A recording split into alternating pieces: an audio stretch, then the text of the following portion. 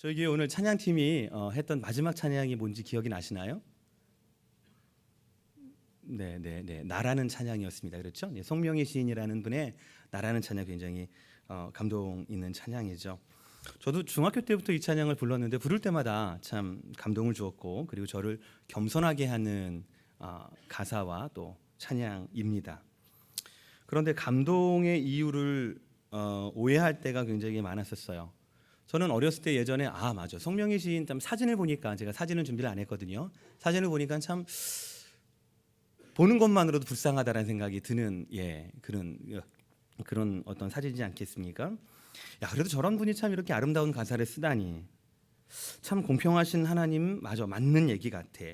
나 가진 재물 없으나, 나 가진 지식 없으나, 나 남에게 있는 건강 있지 않으나, 나 남이 없는 거 나한테 있으니.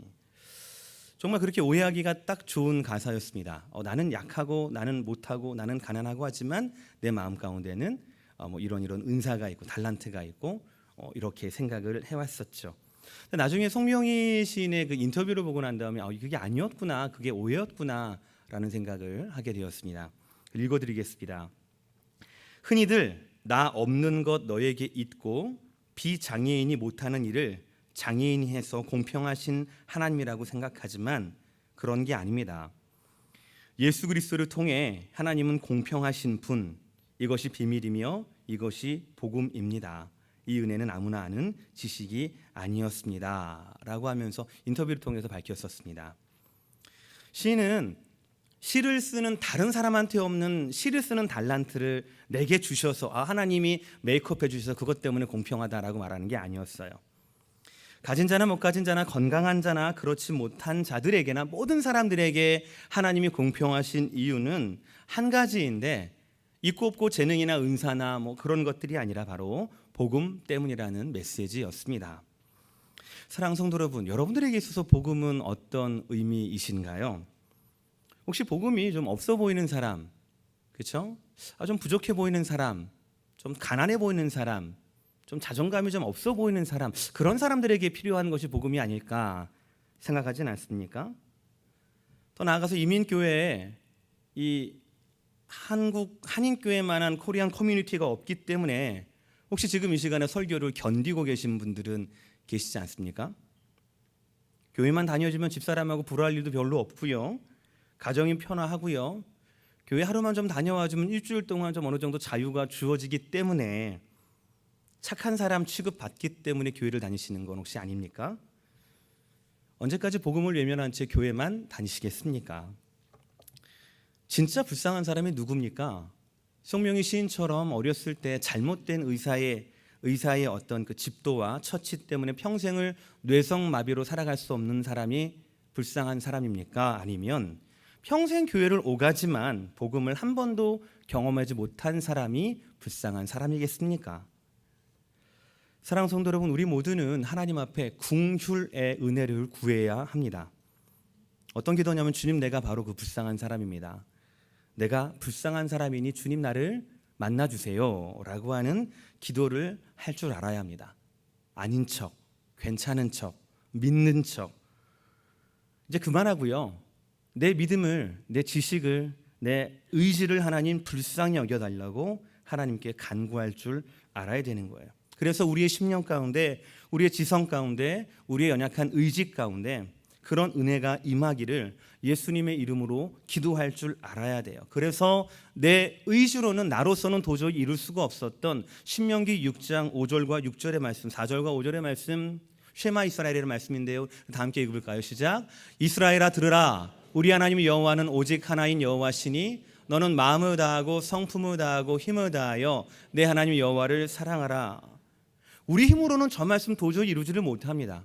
그렇죠? 그러면 저 말씀 가운데 우리가 불쌍해요, 하나님, 내 마음이 다하지 못하고요, 성품이 다하지 못하고요, 힘을 다해서 하나님을 사랑하지 못합니다. 여기까지, 그게 아니라 나를 불쌍히 여겨주세요 라고 기도해야 할 줄 알아야 된다는 거죠. 우리 둘씩 옆 사람이나 아니면 앞뒤 사람을 짝 지어보세요. 빨리 둘씩 짝 지어보시고 한 사람이 다른 사람에게 이렇게 말씀을 하시는 겁니다. 따라하세요. 긍휼의 은혜를 구합시다. 그럼 그 얘기 들은 분이 이렇게 대답하는 거예요. 네, 창피한 것이 아닙니다. 국률의 은혜를 구하는 건 창피한 거라고요? 창피한 게 아니라고요? 창피한 게 아니라고요. 방금 대답한 분이 이렇게 또 대답합니다. 국률의 은혜를 받읍시다. 반대분은 네, 그러면 됩니다. 대답하세요. 사랑하는 성도 여러분, 나 왜 이 모양이지? 나 왜 영적인 실력이 이 정도지? 나 왜 이렇게 자라가지 않지? 라고 하신다라면 내가 왜 믿어지지 않지? 내 의지가 이것밖에 안 되지? 나도 찬양하고 싶고, 나도 조금 더 헌신하고 싶고, 나도 조금 더 기도하고 싶은데 왜 잘 안 될까? 왜 양육반 이게 안 써지는 거지? 썼는데 왜 자꾸 안 내지는 거지? 그럴 때 뭐가 필요합니까, 여러분들? 저 같은 사람이 필요하죠. 막 잡아가지고 이렇게 하세요 이렇게 하는 사람도 필요하겠지만, 그것보다도 먼저 하나님 이런 나를 불쌍히 여겨달라고. 그렇죠? 이런 강팍한 나를 불쌍히 여겨달라고.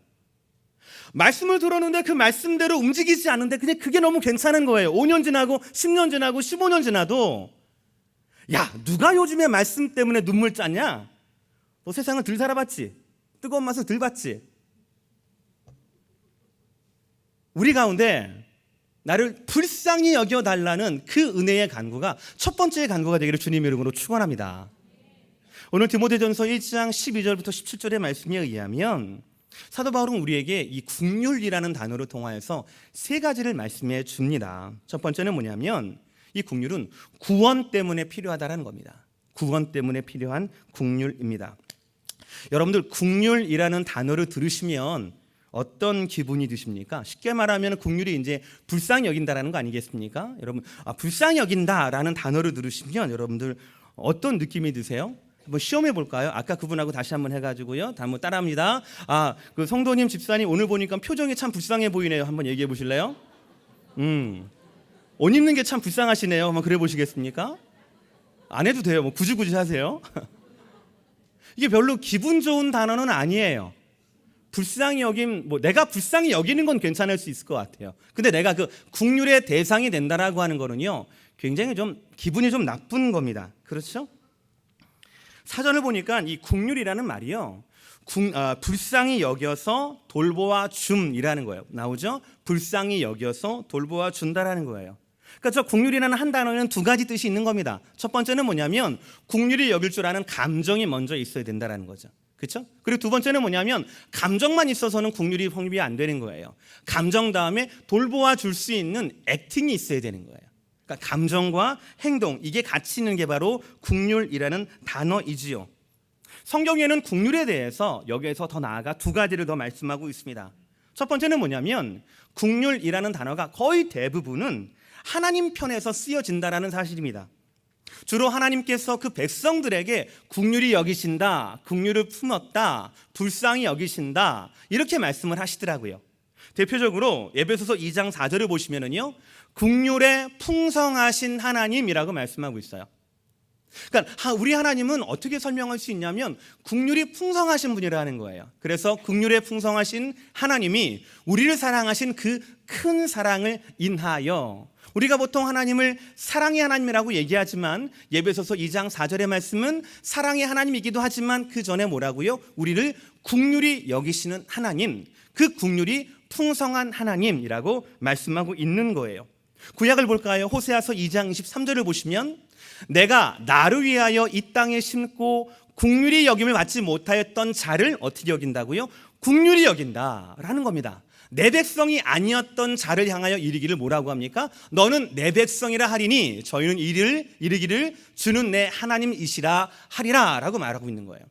원래 불쌍히 여길 만한 사람이 아닌 거예요. 그런데 국률에 풍성하신 하나님께서 그 사람을 어떻게 여깁니까? 국률이 여기시는 거예요. 원래는 내 백성이 아니었어요. 그런데 국률에 풍성하신 우리 하나님께서 그 백성을 뭐라고 합니까? 내 백성이다 라고 얘기한다라는 겁니다.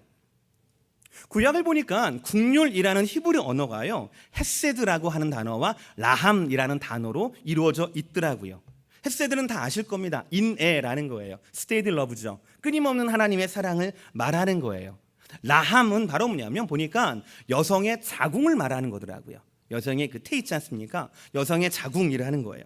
그러니까 이거를 좀 얘기를 해보면 이거죠. 국률이라고 하는 것, 하나님의 국률이라고 하는 건 바로 뭐냐면 마치 아이를 임신한 어머니의 사랑 같다라는 거예요. 그렇죠? 아이를 임신한 어머니 같은 경우에는 뭐 임신을 알 경우에는 어떡합니까? 커피도 안 마셔요. 그렇죠? 감기가 걸려도 어떡합니까? 약 안 드시고 버팁니다. 물론 드시는 분 계실 수 있습니다. 그렇죠? 뭐 개인마다 차이는 있어요. 그런데 어쨌든지 간에 내 품은 이 아이 때문에, 내가 가지고 있는 이 아이 때문에 내가 행동을 하는 거예요. 사랑할 뿐만 아니라, 감정뿐만 아니라 내가 행동을 한다는 겁니다. 국률이 그와 같다라는 거예요. 또한 성경에서 두 번째 국률에 대해서는 이렇게 얘기하고 있습니다. 이 국률은 은혜라는 말과 함께 쓰인다라는 거예요. 은혜라는 말과 함께 있습니다. 민수기 6장 24절과 25절의 말씀입니다. 이거 축복의 말씀인데 우리 다 함께 따라 읽겠습니다. 똑똑히 시작. 여호와는 내게 복을 주시고 너를 지키시기를 원하며 여호와는 그 얼굴로 내게 비추사 은혜 베푸시기를 원하며. 하나님께서 대제사장에게 위임하신 이스라엘 축복 기도가 바로 저 민수기 6장의 말씀인 거예요. 근데 저 말씀 가운데 그 얼굴로 내게 비추사 은혜 베푸시기를 원하자, 은혜라는 말이 사실은요 국률이라는 말과 똑같더라고요. 보니까 즉 하나님의 국률을 얻는 자는 하나님 얼굴에 은혜를 기대할 수 있다라는 얘기가 되는 겁니다. 우리 옆 사람에게 다시 한번 축복해 봅시다. 아까 전에 그렇게 불쌍해 보였던 그 옆 사람을 보시고요, 오늘 하나님의 국률을 받기를 축복합니다. 한번 해보실래요? 오늘 하나님의 은혜를 받기를 축복합니다. 한번 해보시겠습니까?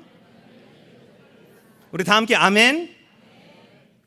그러면 이런 국률이 있는데 우리가 하나님께 받아야 할, 제일 먼저 받아야 할, 하나만 네가 받아야 할 국률이 뭐냐라고 물어봤을 때 받아야 할 국률은 뭘까요? 아마 그 국률은 분명히 하나님만 주실 수 있는 국률일 거예요.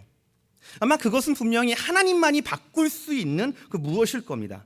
그리고 그거는 아마도요 그대로 두면 안 되는 거예요. 치명적인 거예요. 반드시 해결하고 바꾸고 변화받아야 할 무엇일 겁니다. 만약에 어떤 사람이, 어떤 분이 저한테 막무가내로 좀 불쌍하게 생겼어요 라고 말하면 좀 언짢을 거예요. 그렇죠? 만약에 저희 애들 보고 참 불쌍하다라고 하면 저는 굉장히 막 화가 날 겁니다. 그렇죠? 저한테 감정을 느끼고 좋은 감정, 불쌍히 여기는 게 좋은 감정인지는 모르겠지만 뭐 안타까워가지고 그런 말씀을 해줄 수도 있지 않습니까? 근데 그게 저한테 좋은 걸로 피드백이 안 올 거예요. 그렇죠? 왜냐하면 사람이 사람에 대해서 불쌍히 여기는 건요 감정은 맞아요. 그런데 능력이 안 되는 거예요. 불쌍히 여긴다고 해서 그 사람에게 도움이 되지 않는다라는 겁니다. 사람의 국률은 우리를 구원할 수가 없습니다. 사람의 국률은요 우리의 문제를 해결해 줄 수가 없다라는 거예요. 서로가 서로의 좀 연약한 점을 좀 짊어지고 십시일반해가지고 누가 누구를 좀 돕자라고 하는 거 되게 좋아요. 근데 그게 얼마나 연약한 도움이라는 거 여러분 잘 아시지 않습니까? 불쌍하면 느껴지면은요 내 남은 돈 얼마는 줄 수가 있습니다. 기부할 수는 있어요. 그런데요 그 기부와 그 돈이요 그 사람의 근본적인 문제를 해결해 주지는 못한다라는 거죠. 사랑하는 성도 여러분, 하나님이 없으면 안 되는 그 국률이 뭘까요? 우리 인생이 불쌍해지고 초라해지고 그래서 아무리 열심히 살아도 아무 의미 없어지는 그 이유가 뭘까요? 성경은 그걸 죄라고 얘기를 합니다. 죄 때문에 생기는 거라고 말씀을 하는 거예요. 로마서 5장 17절 상반절을 보시면 이 말씀이 있습니다. 한 사람의 범죄를 인하여 사망이 그 한 사람으로 말미암아 무엇하였습니까? 입니까? 왕노릇을 하였다라고 얘기를 해요. 저 한 사람은 아담입니다. 그 아담의 범죄로 말미암아 모든 인류 가운데 뭐가 들어오냐면 사망이 들어왔습니다. 근데 사망이 뭘로 작용하냐면 우리 가운데 왕노릇으로 작용한다라는 거예요. 사망이 우리 인생에 왕노릇하게 되는 겁니다. 그래서 우리는요 죽음이 슬픈 거예요. 그래서 우리는 죽음이 두려운 겁니다. 사망이 두려운 이유는 바로 뭐냐면 사망이 우리를 왕노릇할 수가 있기 때문인 거예요. 그만큼 권능이 있기 때문이라는 거죠. 그래서 우리는요 평생 동안 죽음을 피하기 위해서 살아갑니다. 그렇죠? 더 건강하게, 더 좋게. 그러나 결국에는 죽음에게 정복당하는 연약한 존재가 바로 저와 여러분이라는 거죠. 이런 인생이 바로 뭐냐면 죄와 그 결과인 사망에 묶여있는 인생이 바로 저 5장 17절 첫 번째 말씀이라는 거예요. 그런데 예수 그리스도의 긍휼하심을 입은 사람은요 그 결과가 달라져요. 하나님의 긍휼하심으로 말미암아 구원 얻은 사람은요 더 이상 사망이 왕노릇하지 못합니다. 방금 읽었던 17절 그 다음 구절은요 이렇게 되어 있습니다. 은혜와 의의 선물을 넘치게 받는 자들이 한 분 예수 그리스도로 말미암아 생명 안에서 못하리로다 왕노릇하리로다. 같은 말씀이에요. 5장 17절. 근데 전번전의 말씀은 누가 왕노릇하는 겁니까? 사망이 왕노릇하는 거예요. 두 번째 말씀에서는 누가 왕노릇하는 겁니까? 내가 왕노릇하는 거예요. 근데 내가 누구예요? 은혜와 의의 선물을 넘치게 받은 나예요. 예수님으로 말미암아 하나님께서 나를 불쌍히 여겨주셔서 우리 가운데 구원을 주시는 그 은혜로 말미암아 우리가 생명 안에서 예수와 함께 왕노릇할 수 있다는 겁니다. 사랑하는 성도 여러분, 우리에게는요 국률하심이 필요한데 첫 번째로 필요한 국률이 뭐냐? 절대적으로 필요한 국률이 바로 뭐냐? 구원 얻는 국률함이 필요한 거예요. 예수 그리스도의 구원, 그 국률하심이 필요한데 그게 바로 뭐냐면 구원 얻는 국률함이라는 겁니다. 우리 예수님의 국률은요 사망 안에 갇혀버린 나를 향한 안타까움이셨어요. 그래서 예수님은 우리 향해서 감정만 안타깝다 하지 않으셨습니다. 직접 오셔서 행동하셨습니다. 십자가에 오셔서 죽으시고 부활하심으로 말미암아 예수님의 국률을 이루셨다라는 거예요. 사람은 사람에 대해서 그냥 안타까워만 합니다. 아이고 저런 어떻게 쯧쯧쯧 잘 좀 견뎌내세요 이렇게 얘기하지 않습니까? 이게 사람의 안타까움이고 사람의 국률이고 사람의 한계입니다. 그런데 하나님의 아들 예수 그리스도께서는요 죄와 사망으로 말미암아 사망의 왕노릇하는 우리로 말미암아 안타깝게 여기시고 국률을 여기셔서 우리를 위해 내려오셔서 십자가에서 죽으시고 부활하셨다라는 거예요. 그래서 우리로 말미암아 이제는 그 풍성하신 은혜와 의의 선물로 말미암아 우리가 왕노릇할 수 있게 된 거지요. 사랑하는 성도 여러분, 사람이 사람에게 참 국률을 느낀다라고 하는 거, 너 참 불쌍히 생겼다라고 하는 건 좀 우리가 창피한 거예요. 내가 옷이 좀 후진가? 머리가 좀 이상한가? 뭐 좀 묻었나? 그렇죠? 그런데 하나님께서 우리를 국률이 여기시면은요, 그것은 곧 구원으로 연결된다는 사실 여러분들 믿으시고 하나님의 국률하심을 구하시는 저와 여러분 되시기를 주님 이름으로 축원합니다. 두 번째 말씀은 우리의 국률은 예수님 덕에 얻은 국률이라는 겁니다. 말씀드렸듯이 국률은요 행동 있는 감정입니다. 단순히 불쌍히 여기는 것을 국률이라고 하지 않습니다. 국률은요 그 사람의 처지를 구할 수 있는 능력이 있어야 돼요. 신약 성서에 보면 총 32번의 국률 얻다라는 동사가 등장하는데요. 그 32번 중에서 절대 다수가 예수님을 향한 외침이었습니다. 왜냐하면요 예수님께는 감정뿐만 아니라 능력까지 있었기 때문이죠. 한 두 구절 보겠습니다. 마태복음 9장 27절의 말씀인데요. 다 함께 읽겠습니다. 시작. 예수께서 거기서 떠나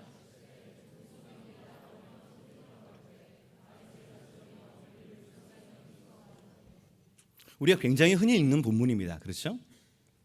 아마 예수님 주위에는요 예수님의 국률을 구하는 기도 소리가 간구 소리로 가득했을 겁니다.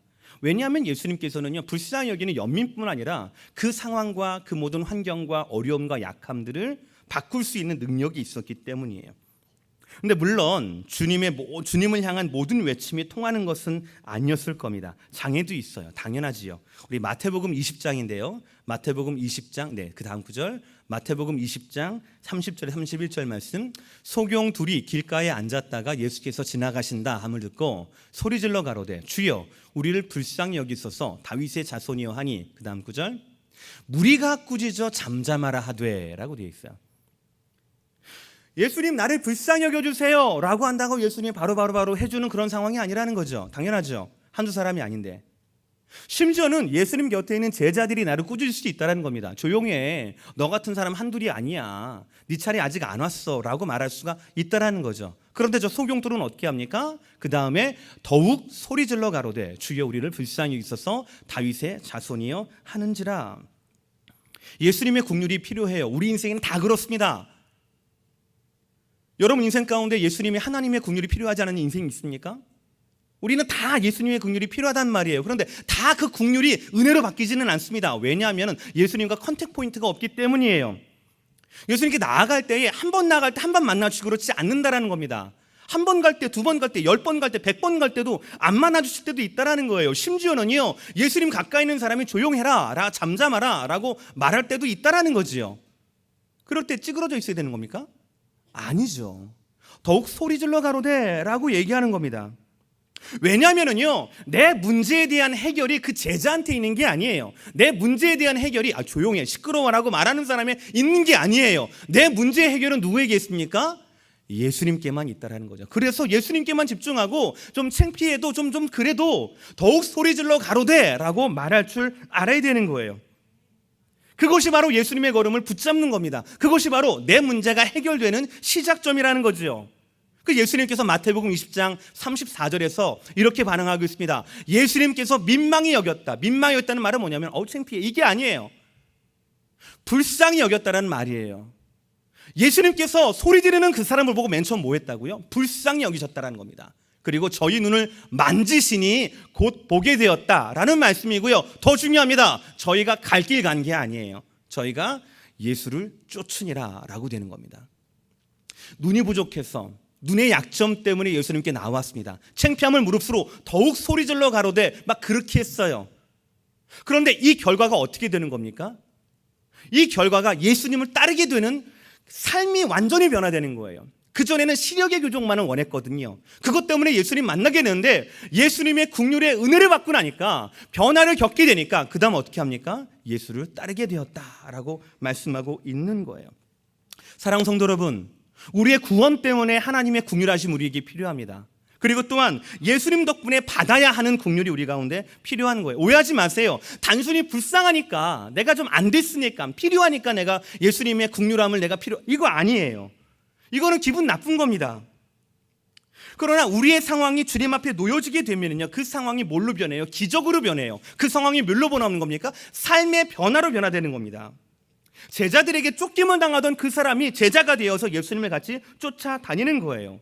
그래서 성경은요, 로마서 9장 15절에서 이렇게 말씀하고 있습니다. 내가 긍휼히 여길 자를 긍휼히 여기고 불쌍히 여길 자를 불쌍히 여기리라. 이 말씀이 있어요. 이 말씀은 사실 출애굽기 33장 19절의 말씀을 인용한 거거든요. 더 정확한 말씀은 저겁니다. 나는 은혜 줄 자에게 은혜를 주고 긍휼히 여길 자에게 긍휼을 베푼다라는 말씀인 겁니다. 긍휼하심의 주권이 하나님께 있다라는 거예요. 은혜의 주권이 하나님께 있다라는 겁니다. 더 불쌍한 사람에게 하나님이 더 은혜를 주시겠지? 이거 아니라는 겁니다. 불쌍하니까 하나님 더 주시겠지? 이거 아니라는 거예요. NGO는 그렇게 하지요. 세상의 단체는 그렇게 하지요. 그런데 은혜와 긍휼의 주권이 누구에 있느냐? 하나님에게 있다라는 거예요. 하나님이 이 사람을 긍휼하게 여겨주신다라면 그 사람의 문제는 그때부터 변화가 된다라는 거죠. 해결이 된다라는 거예요. 오늘 본문에서도 바울은 명백하게 고백해요. 15절의 말씀을 보시면 내가 죄인 중에 괴수였다라고 고백하고요. 16절에 이렇게 말하고 있습니다. 그러나 내가 긍휼을 입은 까닭은 예수 그리스도께서 내게 먼저 1절 오래 참으심을 보이사라고 말하고 있는 거예요. 내가 긍휼을 받기 전에 뭐가 있었다고요? 예수님의 참으심이 있었다라는 얘기입니다. 내가 불쌍해서가 아니라 예수님 때문에 내가 긍휼을 얻을 수가 있었다라는 겁니다. 사랑하는 성도 여러분, 우리가 먼저 이거를 인정해야 돼요. 첫 번째는 뭐냐면 긍휼의 주권이 누구에게 있습니까? 예수님께 있다는 거 인정해야 됩니다. 은혜의 주권이 누구에게 있습니까? 예수님께 있다는 거 인정해야 되는 겁니다. 나를 인내하시고 나를 참아주시는 것도 누구에게 주권이 있습니까? 예수님께 있다는 거예요. 나에게 있다는 게 아닙니다. 우리가 불쌍하다고 자동적으로 긍휼을 얻는 건 결코 아니에요. 내가 아니라 예수님께서 긍휼을 결정하시고요, 예수님께서 들으시고 예수님께서 변화시켜 주신다라는 겁니다. 긍휼의 역사는 우리에게 있지 않습니다. 우리의 처지가 아무리 한스러워도요, 그건 소용없는 거예요. 우리의 상황, 우리의 약함, 우리의 눈물, 긍휼 없이 그대로 있으면 그건 뭐예요? 그냥 저주예요. 그건 삶입니다. 그냥 한많은 삶이에요. 그러나 우리의 이 눈물을 하나님께서, 은혜와 긍휼의 주권자 되신 하나님께서 우리의 눈물을 보시면, 나를 불쌍히 여기소서라고 하는 우리의 외침을 들으시면 그때부터는 상황이 변화되는 겁니다. 여러분, 내가 얼마나 약하고 내가 얼마나 참 실패를 많이 했고 내가 얼마나 억울한 일을 많이 당했고 요거에 집중하지 마세요. 그 쓸데없는 겁니다. 그 쓸데없는 거예요. 그래서 드라마 작가 되실 거예요? 쓸데없는 거예요, 그거. 여러분, 이민생활 해가지고 한두 번 사기당하는 거 다 있는 거지 않습니까? 그렇지 않습니까? 저는 안 그런데요. 사기당할 돈이 없었어가지고요. 그 자랑하지 마세요. 그게 중요한 게 아니에요. 긍휼하심의 주권이 누구한테 있냐고요? 은혜의 주권이 누구한테 있냐고요? 변화의 시작이 나부터 시작합니까? 하나님께도 시작합니까? 하나님 아니겠습니까?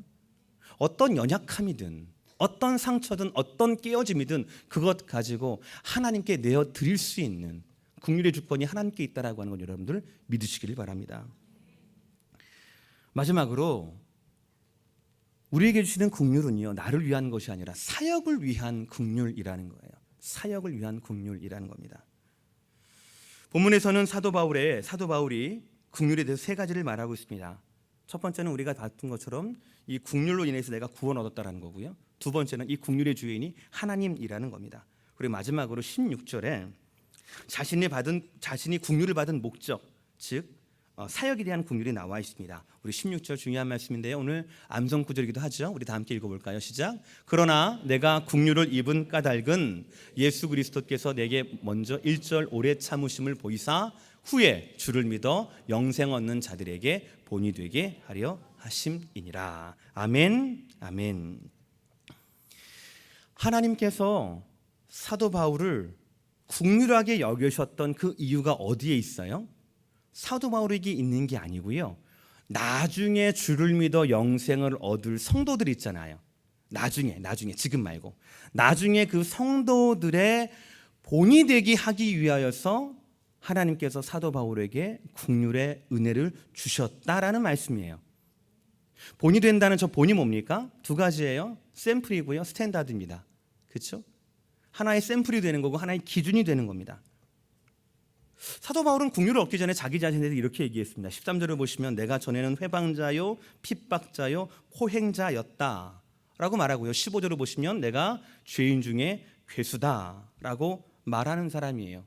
근데 그랬던 사람을 하나님은요, 뭐라고 하는 겁니까? 나중에 구원받을 성도를 향한 샘플, 성도를 향한 기준으로 세우기 위해서 사도 바울에게 국률을 주셨다라는 말씀인 겁니다.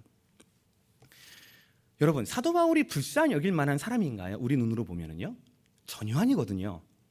사도 바울은 그야말로 넘사벽입니다. 예. 사도 바울은요, 엄친아예요. 사도 바울은 우리가 뭐 넘을 수가 없는 거예요.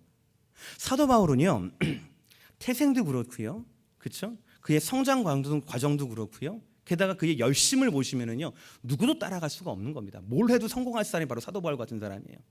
자기가 스스로에 대해서 내가 알지 못했을 때, 내가 믿지 못했을 때 행했던 이 세 가지, 회방자요, 핍박자요, 포행자였으나 이 세 가지 공통점이 뭔 줄 아십니까? 행동하는 무엇이었다는 거예요. 행동하는 사람이에요. 그 당시 사도 바울만큼 로마 시민권 가지고 부유한 사람도 굉장히 많았을 거예요. 그 중에서도 사도 바울처럼 가말리아 문화에서 아주 제대로 된 율법 교육을 받은 사람이 뭐 없진 않았을 겁니다. 그런데요, 좋은 배경이 있지요, 좋은 교육이 있지요. 그럼에도 불구하고 자기가 회방자요, 핍박자요, 포행자라고 말할 정도로 행동하는 사람이 지금 이 시대에도 있습니까? 없잖아요. 여러분 신문을 보면서 항상 혀를 쯧쯧쯧 차는 이유가 바로 뭡니까? 아니, 이랬던 사람이 어떻게 이럴 수가 있지? 검사가 어떻게 이럴 수 있지? 청와대 있는 사람이 어떻게 저럴 수 있지? 저렇게 배울 만한 사람이, 알만한 사람들이 왜 그럴 수 있지? 라고 말하지 않지 않습니까? 그렇죠? 왜입니까? 그가 그 사람의 신분과 그 사람의 배움과 그 사람의 학식과 그 사람이 마땅히 가져야 할 것들을 하지 않았기 때문인 거거든요. 근데 사도 바울은 그렇지 않았습니다.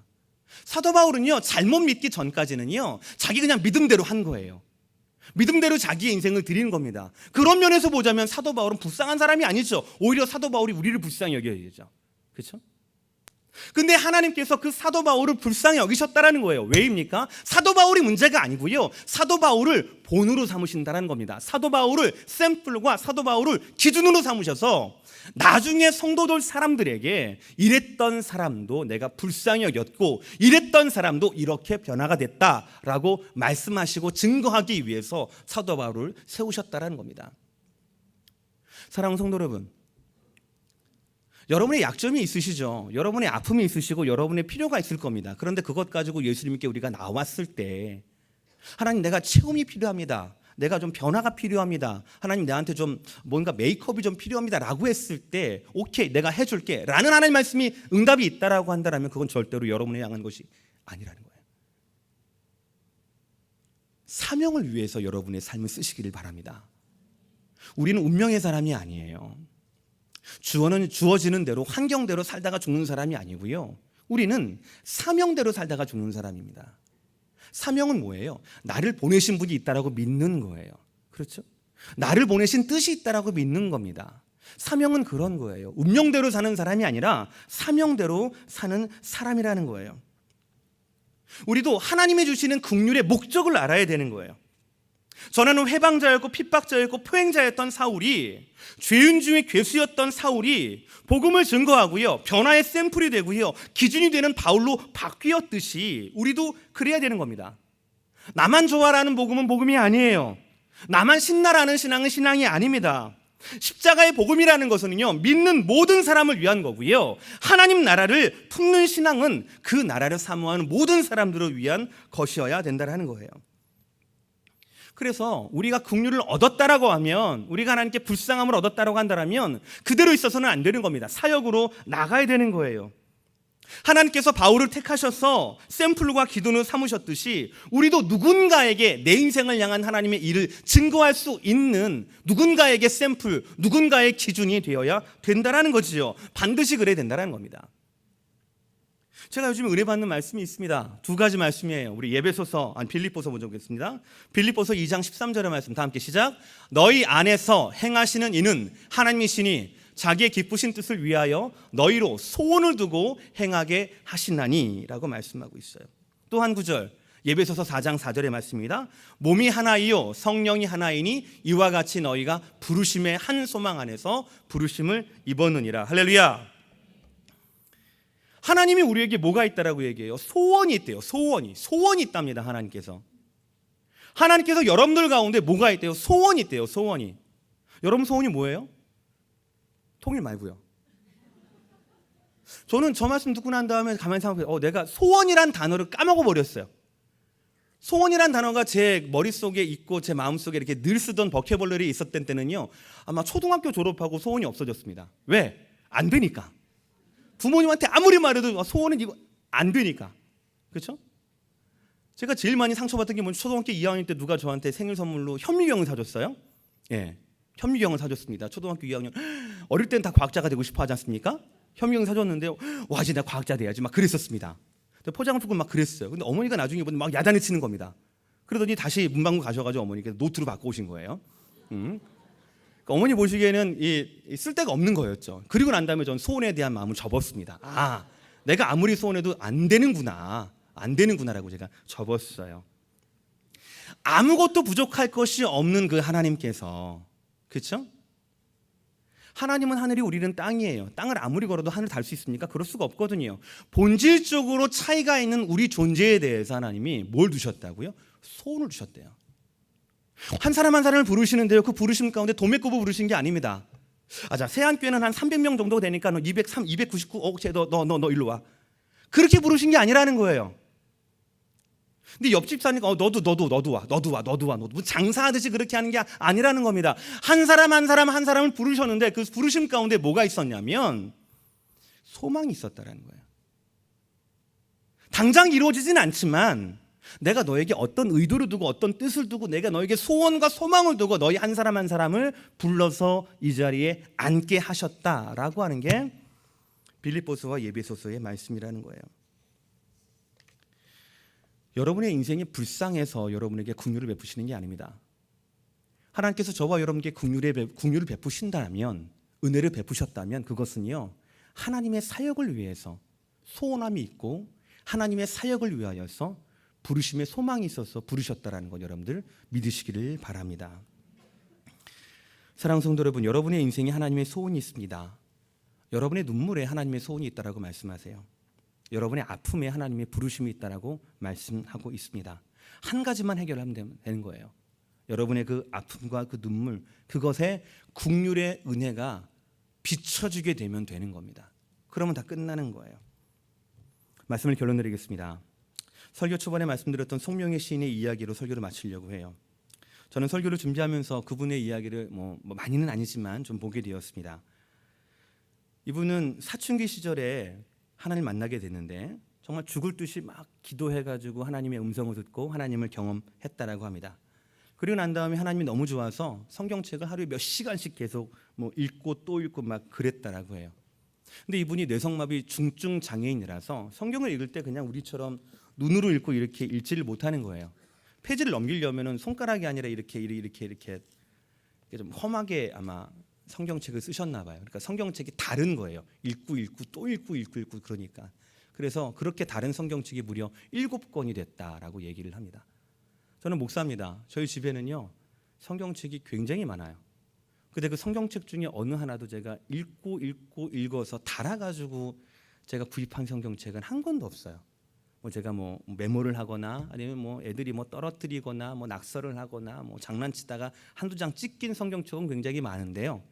읽어서 하나님 말씀의 부요함 때문에 읽어서 바꾼 성경책은 제 기억에 하나도 없습니다. 사랑하는 성도 여러분, 진짜 불쌍한 사람이 누구일까요? 국률의 주님 앞에서 국률을 외면하는 사람이 진짜 불쌍한 사람일 것 같아요. 사랑하는 성도 여러분, 여러분 스스로를 하나님의 국률의 은혜로 말미암아 구원받은 성도라고 여러분들 믿으십니까? 그렇다면 사도 바울처럼, 그렇다면 송명희 시인처럼 누군가의 본이 되셔야 되는 거예요. 누군가의 다리가 되어 주셔야 되는 겁니다. 하나님께서 여러분들 가운데 손을 두시고 손을 내미시는 거고요. 하나님께서 여러분들에게 소망을 가지고 여러분을 구원해 내셨다라고 말씀은 증거하고 있습니다. 하나님의 국률이 필요한 분들에게는 하나님의 국률의 은혜가, 그리고 또 사역 가운데 은혜가 필요한 분들에게는 사역의 은혜가 충만하게 임하시기를 주님의 이름으로 축원합니다.